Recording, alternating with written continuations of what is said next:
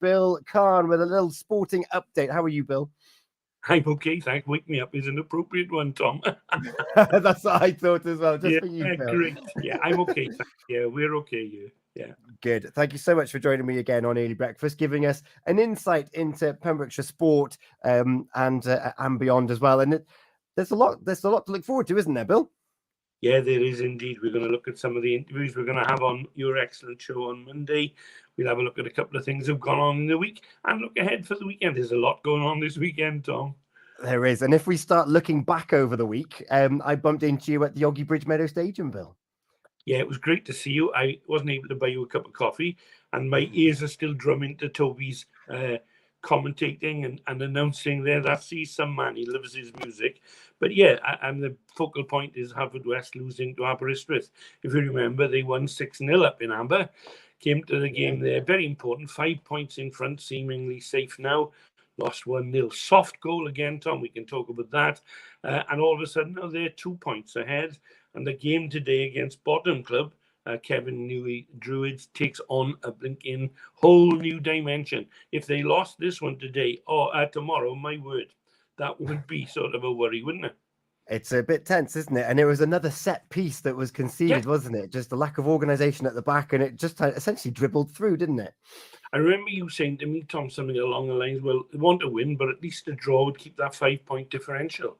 Free kick out on the right, soft ball floated in. Next thing we can see, the ball's in the net. And you think, how on earth did that happen? And that's where they've been struggling all season, is conceding those soft goals. They seem to have stopped it, but that was a killer blow, Tom.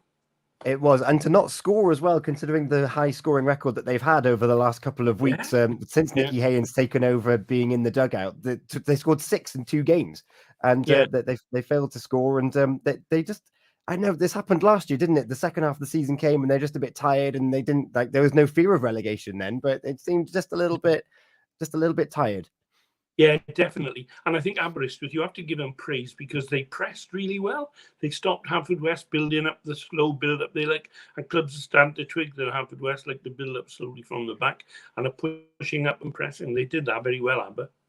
Yeah, and of course, some news from yesterday is that the licenses from the FAW have been issued, and relegation and promotion doesn't look as clear cut as it was this time last week. There's always this debate. Llantwit Major, Llanilltid Fawr, at top of the JD Cymru South, and they look a good side. Pontypridd, they're up there or thereabouts, and Llansawel, but they don't have the ground facilities, perhaps. And to get the license is a quite complex thing. So that's another straw to clutch at. Yeah, that's something that we'll discuss in more depth as the days and weeks go on, as the season comes to a close, no doubt. And jumping forward to Monday evening, Bill, the Pure West Sports Show on a Monday evening. Who can we look forward to hearing from? We got some nice guests on there chatting in the first hour with Ben, with Ben playing them. Simon Roach, I've spoken to, who's the boss at SAW, and he's also the manager of the Welsh weightlifting team. And Tom, we keep hearing about youngsters in this county doing well. Same there. Simon is taking 2 teams off of youngsters to compete in Austria and then in Luxembourg at another time in the next month or so. 4 of those 8 are from Pembrokeshire. Great credit to the coaching that goes on at the SAW gym. We're also going to be chatting to Andrew Hudson, who's, if you remember, we now got 5 World Short Mat Bowl champs. I've spoken to Andrew, and he's going to tell me about his time in Belgium. The nice thing about him as well, he's the youngest president of the county in short mat, and he's always encouraging youngsters as well. Today is a big day for Llanrhian at Llantydig Fawr. Fraser is going to be playing there for Llanrhian in their 75th anniversary celebration against the MCC. And Fraser's going to be talking to Mark O'Leary, who's the captain of the MCC team, and Hugh Scriven and Carl Reid, who are both playing for Pembrokeshire, playing for the MCC from Pembrokeshire. Great honour and richly deserved, those two. So there's just a foretaste of what we can expect there. It's brilliant. That is amazing, isn't it? I saw a tweet, I think, from Fraser about this, the Llanrhian match this evening, and they're like, oh, the MCC are used to playing on some prestigious grounds. Have they ever played on a cow field, though? Well, when I played, one of the worst things that could happen, if you were fielding at mid-off or mid-on and someone hit a 6, you had to climb over the the wooden fence into the field with the cows. And I'm a bit nervous. I always said I'm not fielding down there because you're going to have to look a bit of a plonker if you wouldn't go in then amongst the cows. It's a nice thing. We always had trouble finding the ground because it's set out in the countryside. And we always used to say there's a rock over in the distance. And the locals like Morgan the Moon and Aline Ush Davis used to say, if you can see the rock, it's going to rain. If you can't see it, it's raining. And it's a lovely place to go. It's full of characters, including Mr. Watson, who I'm amazed to see is in the team. Good luck, Fraser. And there's tea, isn't there? Oh, they tease me about teas, but it is a part of cricket that's lovely. You sit out there. When I played, I always enjoyed my tea, whether I was keeping wicket after all batting. But in the end, it's a part of cricket that I thought we might lose, and they teased me about that. But yeah, and Clanrian have a good tea out on the lawn. Oh, delightful. And of course, that's Clanrian's 75th anniversary, but Pembroke RFC have got an anniversary this weekend as well, haven't they? Yeah, there's a couple of big games on the weekend, Tom, in rugby. Pembroke County are at Pembroke. It's to celebrate the Pembrokeshire Scarlets. That's Pembroke, 125 years. They're playing a game at Crickmarron, and a nice treat as well for what it's sure to be a good crowd there. There's a ladies' game beforehand, and if you want 100% effort, that's where you've got to look. There's also a very important game at the Moors in Fishguard, Tom. Fishguard and Goodwick are at home, and tomorrow they're going to have a special guest called Miles McDuff. Now, Miles is the toughest teak New Zealand who used to play years ago. Went back, started a family in New Zealand, but sadly he's contracted motor neuron disease. Right. And as part of the fundraising for that, Alan Phillips, who's the youth team coach, and John Miles, who's now a physio with Llanelli Scarlets, who played for Fishguard in his younger days, they started off a Miles for Miles campaign where they were asking people to walk, run, whatever, skip 4 miles a day for a month, put it on their Facebook page and encourage people to raise funds. And that the culmination of that is tomorrow when Fishguard are at home.